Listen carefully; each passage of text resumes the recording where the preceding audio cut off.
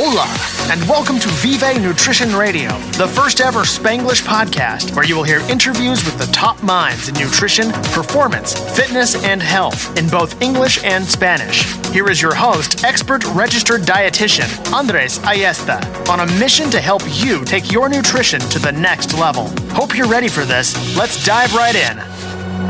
What is going on, guys? Welcome to another episode of Vive Nutrition Radio. This one is still brought to you all the way from, the last one was in Thailand. This one is from Bali, Indonesia. So it's our last week here in Asia, and I figure it was one last magical time to record a wonderful episode for the podcast. If you listen to my last one, I talked briefly and in length also about how elephants eat 300 pounds of food every single day, how to set amazing goals for 2020, and what happens when you binge eat. So hopefully if you haven't enjoyed that one, make sure you go back and listen to it. But today's episode is going to be very practical, and it's answering a very typical question I get at least once a week. And I was actually thinking about this today as I was sitting by the pool. I was like, I've never actually answered this in a podcast. So I figured it was time for me to do so. So here I am. And I'm going to try to keep this short and sweet, but I'm going to present some data and some research as best as possible to make sure that I answer any possible questions that you may have throughout this entire process. But let's start from the beginning, shall we? So first of all, the question that I get all the time is, Andres, what do I need to eat before a workout? What do I need to eat after a workout? What do I need to be eating during a workout? What do I need to be eating 2 hours before a workout? And so forth. You get the idea. So it's it's a typical question, and I'm sure you may have it. And the biggest thing about that is, like, depending on the person that you would ask this, they're going to give you different answers. If you would ask an intermittent fast fanatic, or they're gonna tell you that you don't need to eat anything, of course.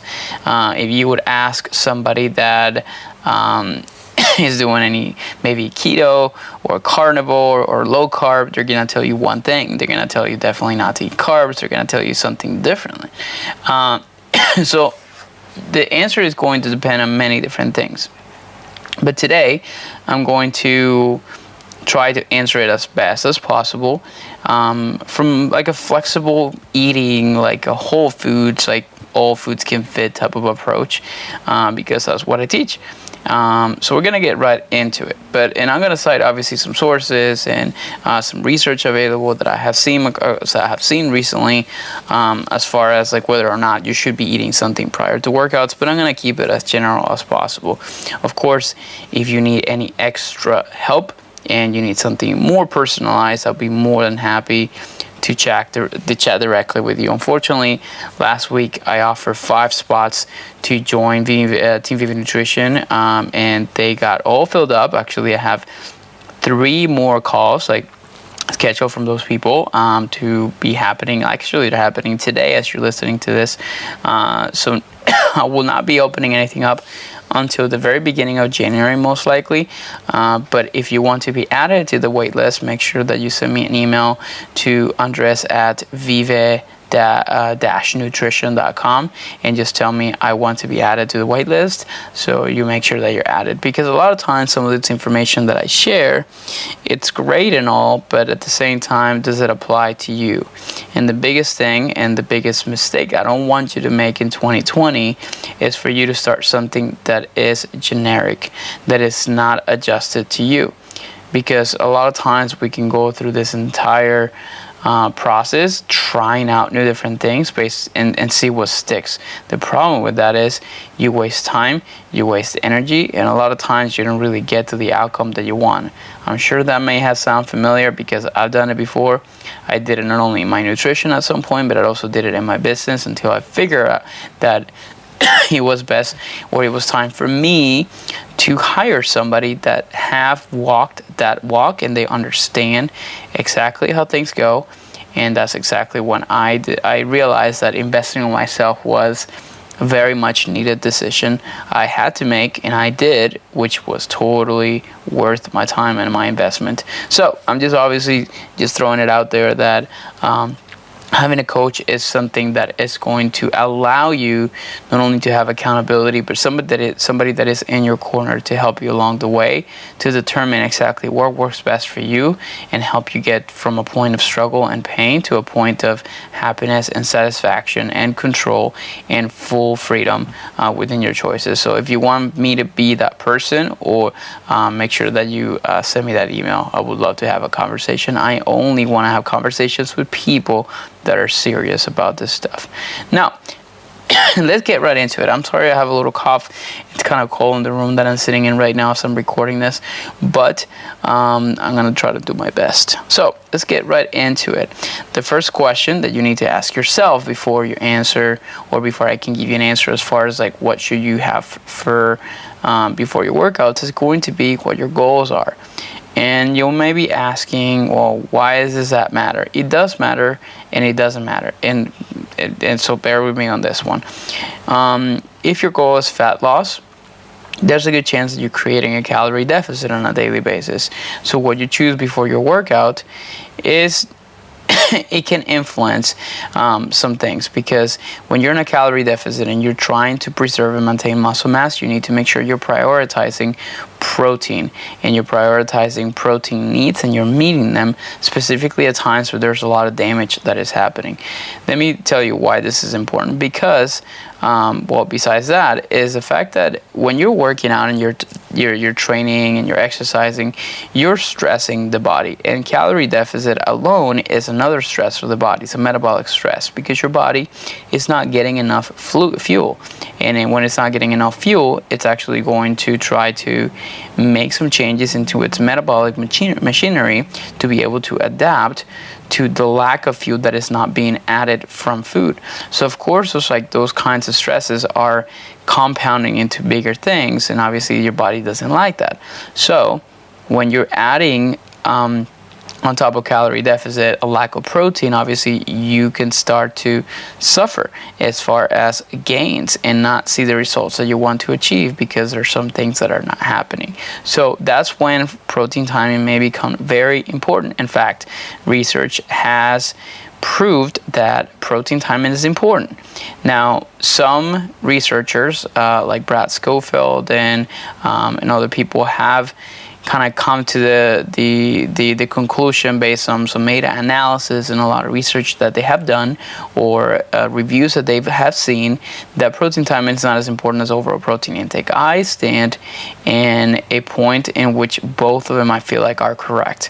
Like, I believe specifically in calorie deficit stages that protein timing becomes important, because it's a way that you can preserve and maintain muscle mass when you're trying to reduce body fat.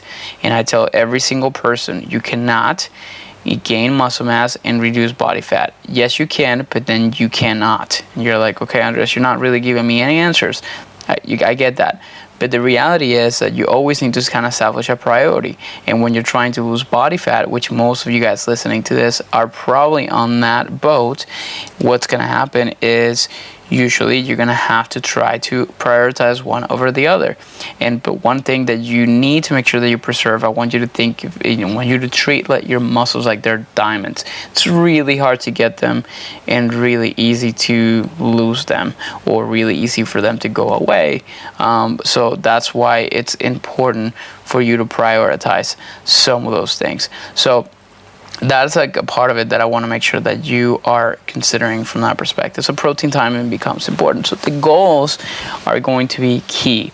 Another thing too, for example, if you're a person that is trying to gain muscle mass, this is when possibly workout carbohydrates may play a really good role here, because a lot of times when you're trying to push a lot of carbohydrates in on a daily basis, and you need to really hit that calorie surplus, maybe during the workouts, is going to be a good time for you to add that excess that you need to be consuming daily. I have worked with clients that need to be consuming anywhere between 4 to 5 to 600 grams of carbs every single day, and sometimes the only way to try to push those in, or at least like 100 to 120 grams of carbs, are going to be around the workouts, and some of them be included in long training sessions, which I will explain in just a second, when a lot of times it can be important, or it could be helpful to add some carbs in between the workouts. But let's just start from, or let's just kind of move on to the components of what you should have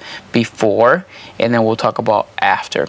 Now, it would make sense for you to think, or if you're a person that eats a normal diet that combines carbohydrates, proteins, and fats, that a carbohydrate becomes your main source of fuel, and that main source of fuel is going to be ideal pre-workout. So this is the kind of rules that I try to establish with most of my clients when it comes on to pre-workouts. If you're going by that premise, carbohydrates are going to be a good source of energy, and then proteins are going to be good sources of repair. So before your workout, you want the energy.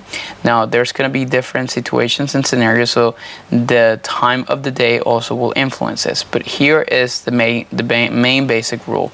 I always like to try to add 30 minutes before a workout at least some sort of like fructose type of carbohydrates. So fruit is going to be ideal. The reason for it is because fructose doesn't have an insulinogenic response compared to, for example, if you would eat some sugar, if you would drink a Gatorade, if you would, for example, have some sort of like candy or something that would rise and spike your blood sugar levels.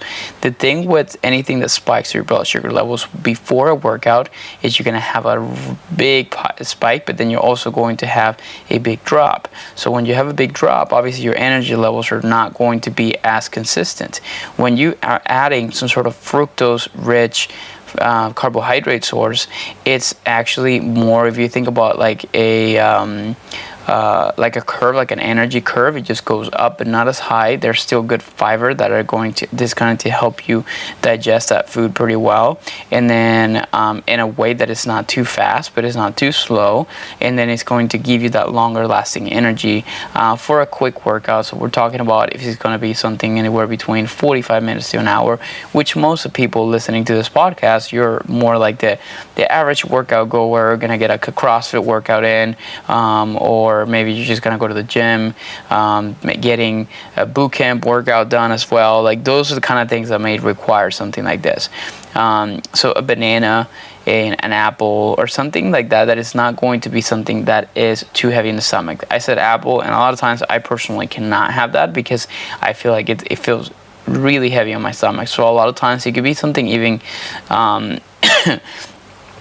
like has also a lot of water, for example, to also add a little bit of hydration. That's another big one too. Like when you're going to a workout, you're going to be losing water, so you might as well replenish before you get into it. So having like at least 16 ounces of water, maybe having like a bowl of fruit or like a banana or something like that would be the energy that you require for you to have energy before you're having that kind of workout. Now, does it mean that you cannot have something like a granola bar or a cereal or something like this? Not necessarily. You can still have any of those, but we're talking about what's most ideal. Also, fruit is very portable, so if you're just leaving the office or something like that, that's also something that you could possibly incorporate. Now, do you absolutely need to have something before your workout? Absolutely not.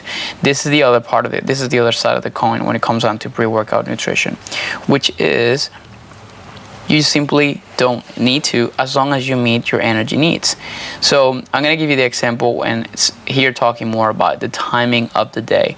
So if you're working out at 6 a.m. in the morning, which I used to do all the time, the thing with that is some people do not tolerate food before a workout. They feel like it's digesting very slowly, and it just kind of sits in your stomach or in your, it feels like in your esophagus, like right in your throat, and you feel like you're going to vomit if you don't stop a workout. That is a very uncomfortable feeling, and of course we want to avoid it.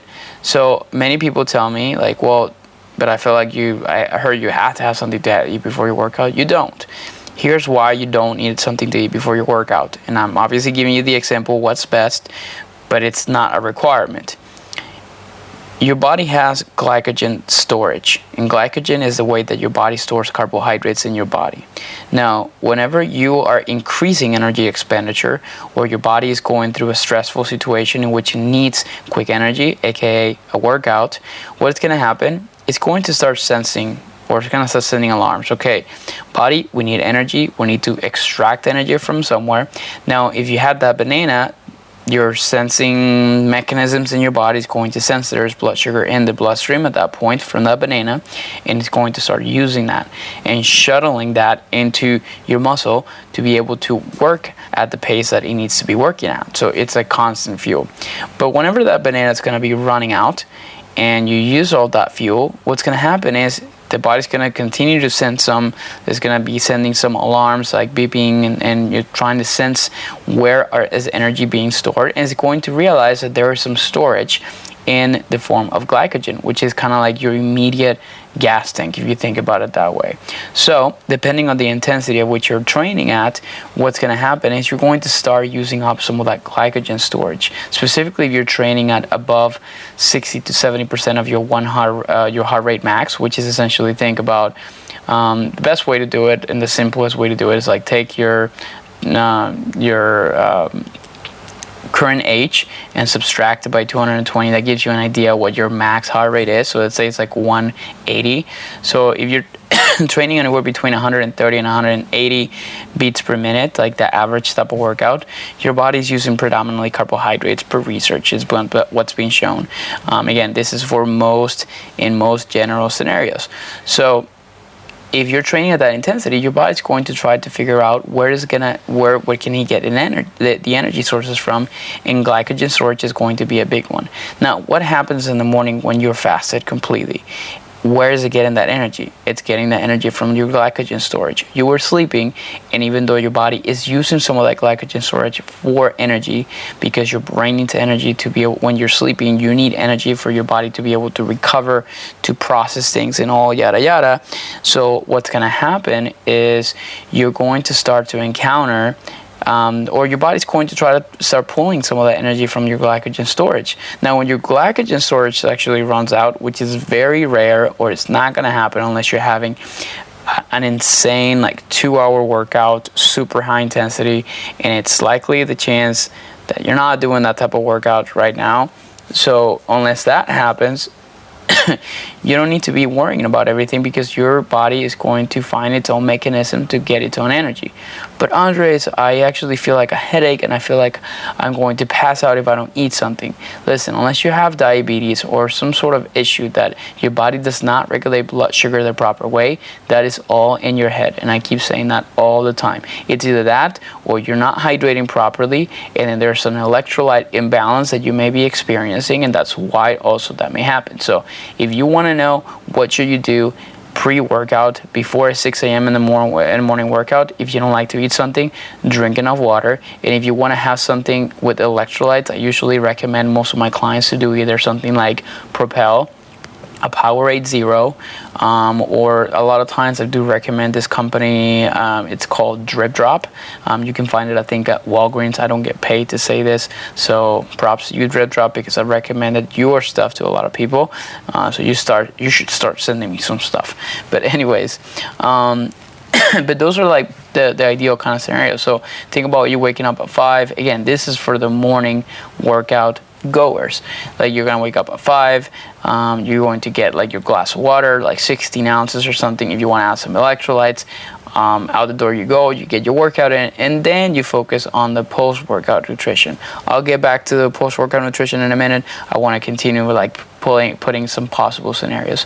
Now, if you do need to feel the need, you want to have something to eat, let's go with option A, being fruit. In the morning, that's usually most ideal. Now, here's the thing: if you're going to do a fasted workout in the morning, what needs to be the priority meal during the day? It's not going to be the priority meal, but you need to ensure that your nighttime meal contains a good amount of carbohydrates. Why? Because that ensures that you're replenishing glycogen levels.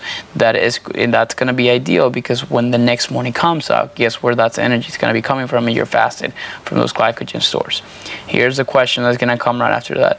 But Andres, I thought if you're using carbohydrates from your glycogen stores, you're blocking fat usage, or like you're blocking fat burning. That is completely like unfounded. Fat loss and fat oxidation happens on their calorie deficit stages. So if you are having carbohydrates at nighttime, and you're still creating a calorie deficit, your body is going to sense that, and it's going to continue to oxidize fat in a slow but consistent manner.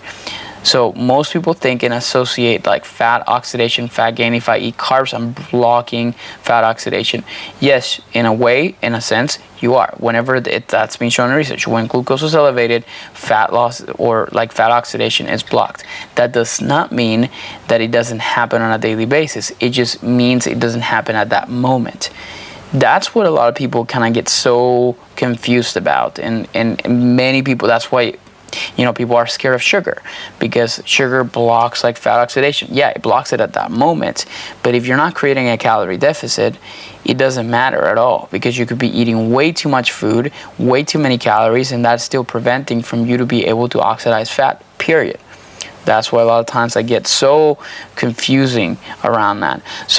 But that's why a lot of times I emphasize like have a good amount of carbohydrates at nighttime, something that is not too heavy, that is going to allow you to sleep, so you have a good amount of carbohydrate storage ready for you to go in the morning of your workout. So hopefully that's helpful. Now, if you're an afternoon workout goer and you're training in the afternoon, here's like what I think a lot of times helps out. It depends on what you have for lunch. If you had a really good amount of carbs at lunchtime, if you have a work that is very sedentary, or you kind of sit most of the day, honestly, I still don't think you need anything like prior to your workouts. But if you want to make sure that you're kind of adding enough carbohydrates prior to, especially if you track macros, it may be helpful to add, again, that fructose-rich type of like pre-workout snack or something like that, so that can actually help. Now, so many people ask me the question, should you have protein prior to a workout? There's mixed research on this, and I'm a fan of doing what works best for you. So for some, they feel really good when they have something like a protein shake prior to their workouts. They feel better.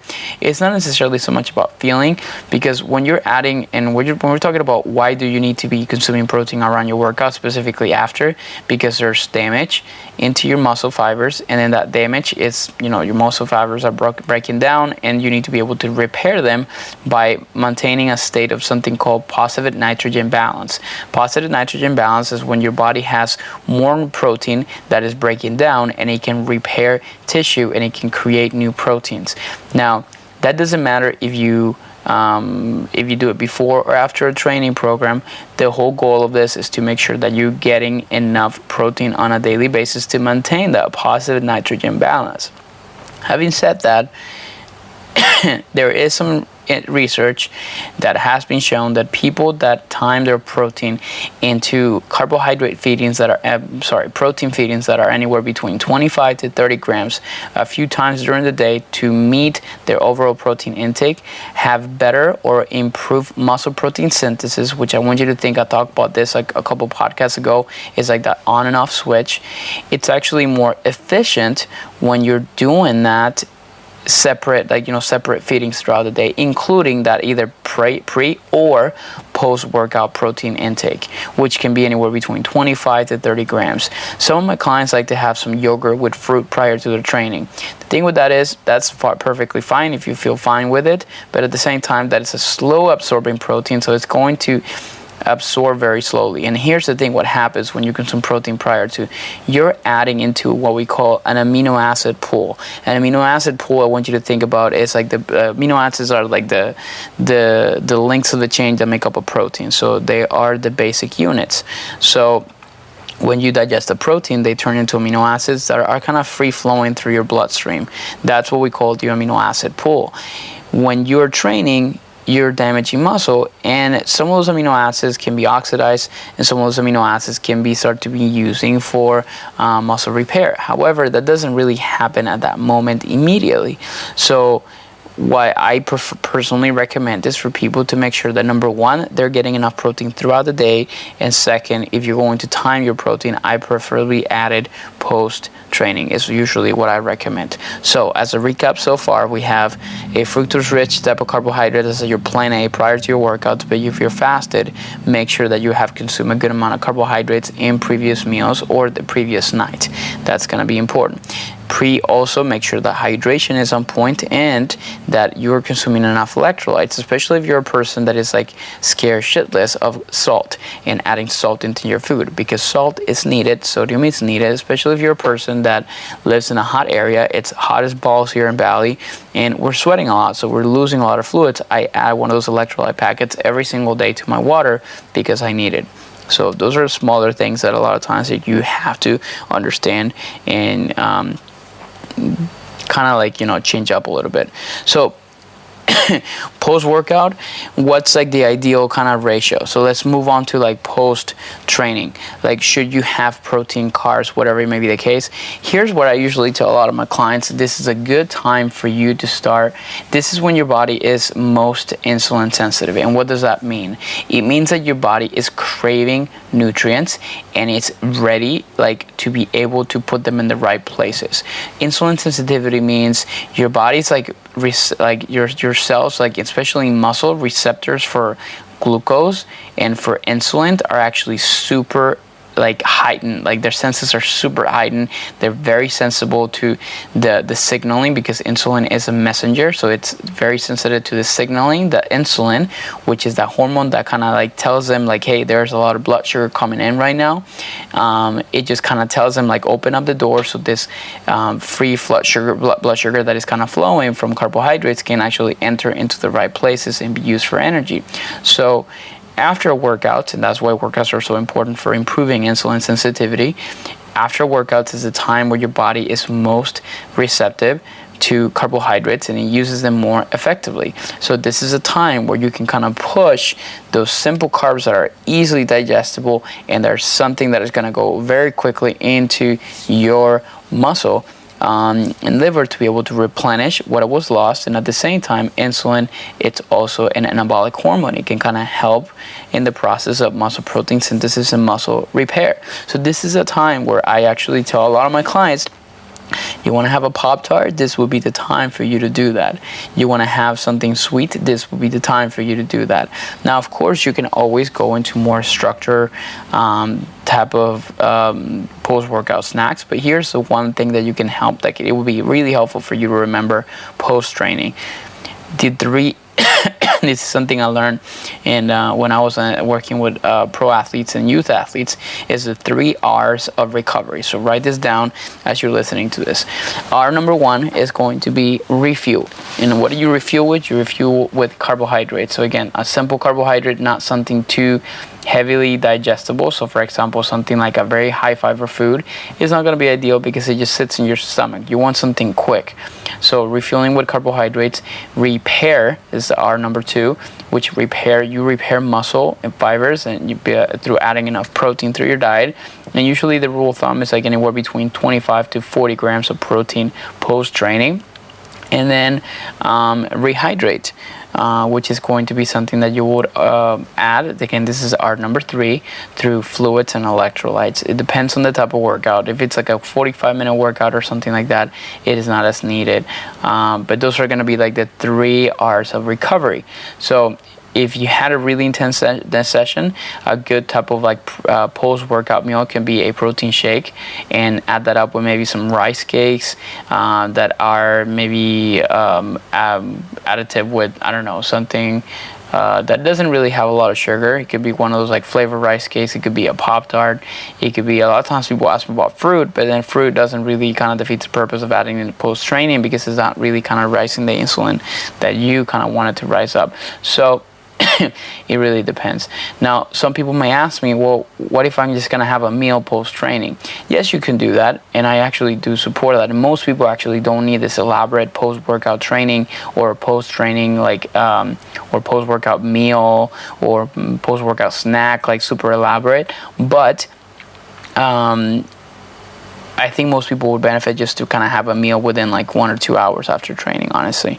And I think that would be more than enough. Now, here is the most universal and the cheapest post-workout recovery option that you can have, specifically if you're having a very long like resistance training session or whatever. You might be doing about an hour, which is actually chocolate milk. If you would take, for example, like 2 cups of chocolate milk, that's adding up not only the carbs that you need, but the hydration that you need, but also the amount of protein. Of course, there's going to be some of the people listening to this talking about dairy. I'm not here to talk about whether dairy is good or bad for you, or good or bad for the environment. I'm just kind of talking directly or specifically from the functional standpoint. And dairy, specifically chocolate protein, contains all the 3 components of a proper recovery option. So if you want to save some money and don't want to spend money on a whey protein shake or something like this, and want to like combine it all into one single drink, that's going to be chocolate milk.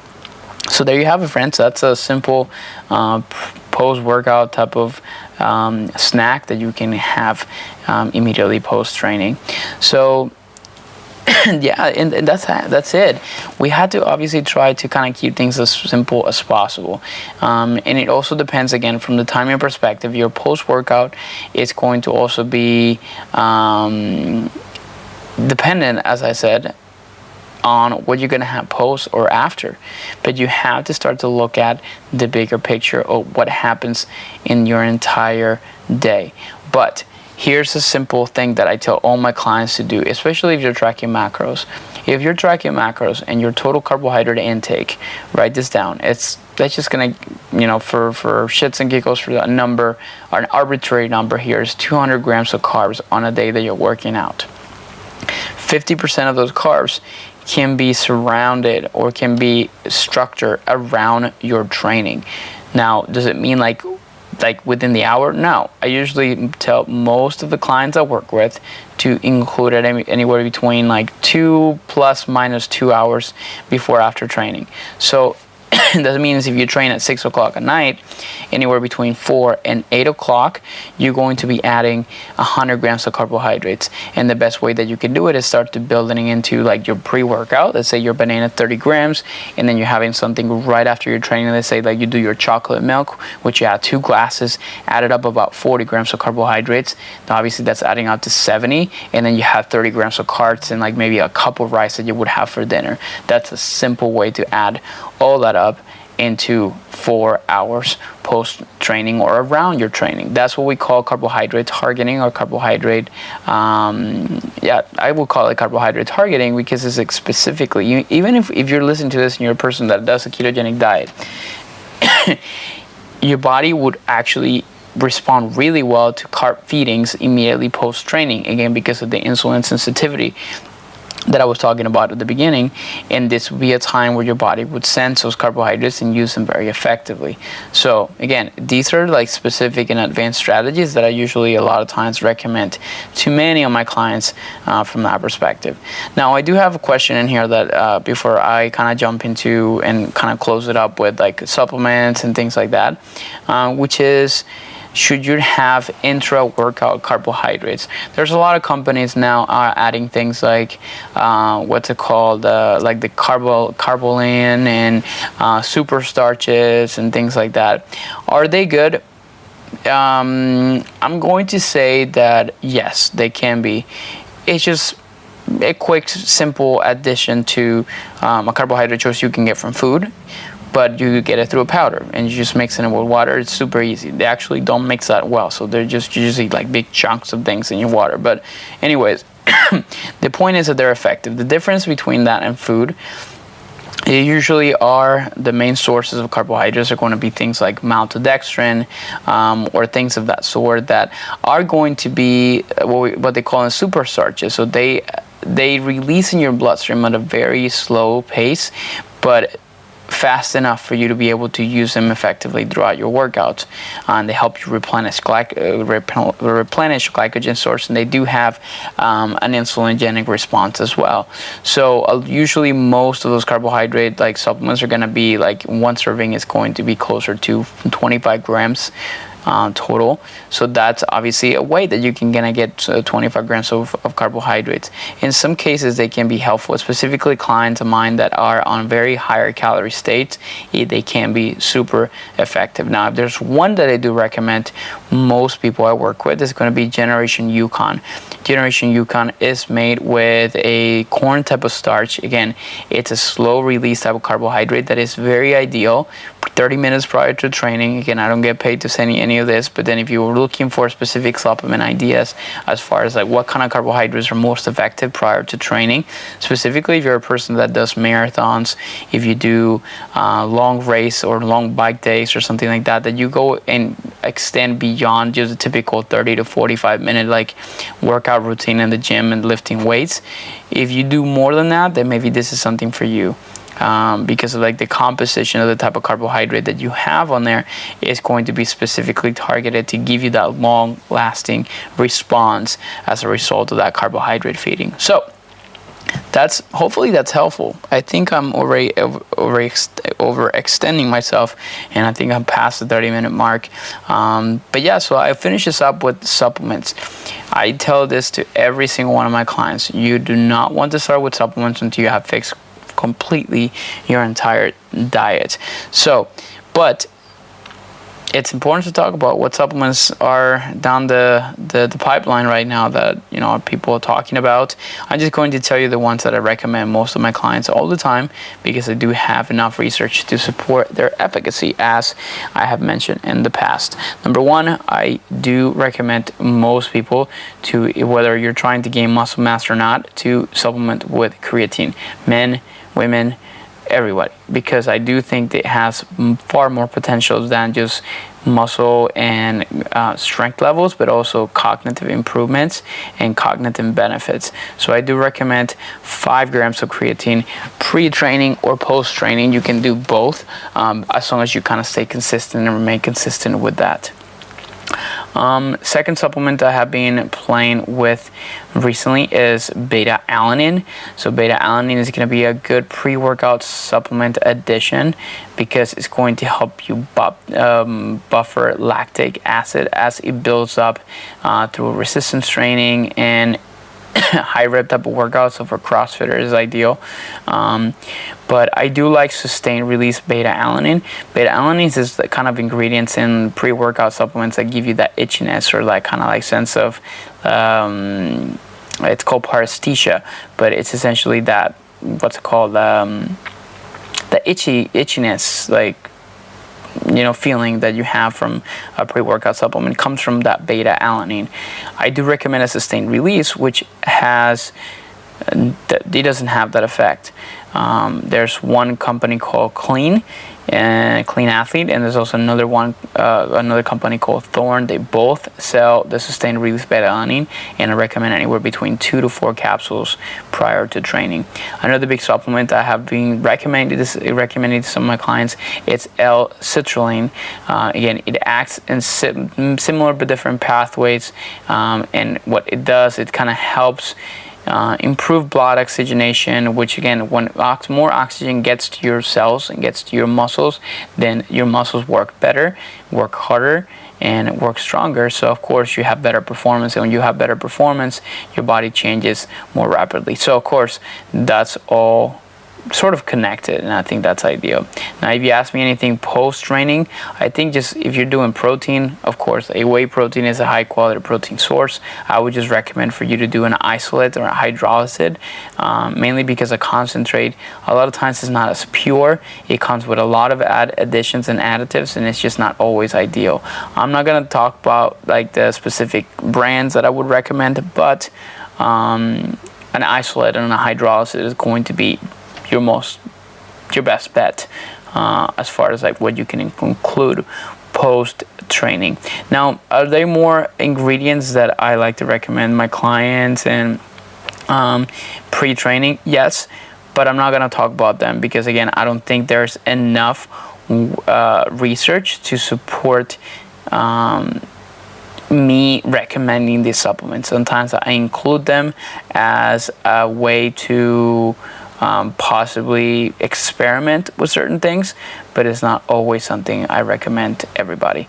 So I think that pretty much covers the main ideas I wanted to go over today. So again, just as a summary point, like, you have to include pre-post training what works best for you, but with understanding that your most important priorities are going to be to minimize fat, muscle loss, and actually optimize muscle gain is going to be your main goal, regardless of whether you're trying to gain muscle mass and gain weight or trying to lose body fat. You always need to make sure you're prioritizing that, but knowing your goals is going to help you obviously prioritize your decisions as far as like your meal timing, specifically pre and post training. Make sure that you're getting enough protein, and if you're gonna do protein timing, I usually recommend most of my clients to actually split it up between in like 30 to 40 gram protein intakes or protein supplements that way. So I think that's obviously kind of sums it up. Of course, if you have questions, make sure you send me a message on Instagram, or also if you like this episode, make sure you kind of give me a awesome review so we show up a little bit more on search bars and things like that here on podcast. Anyways, we're 3 weeks away from finishing up 2019. I am returning to the United States as the time of this recording tomorrow. I guess like today is December 9th. So I will be sharing some really interesting and great projects that we have down the pipeline for 2020, which we are super excited about. But yeah, I think this concludes today's episode. Hopefully you'll enjoy it, and I will see you guys next week. Have a good one. Take care and get those pre-workout ideas in. Hopefully you took some good notes. Take care. Hey, thank you so much for listening to another episode of VV Nutrition Radio. I wanted to ask you a quick favor.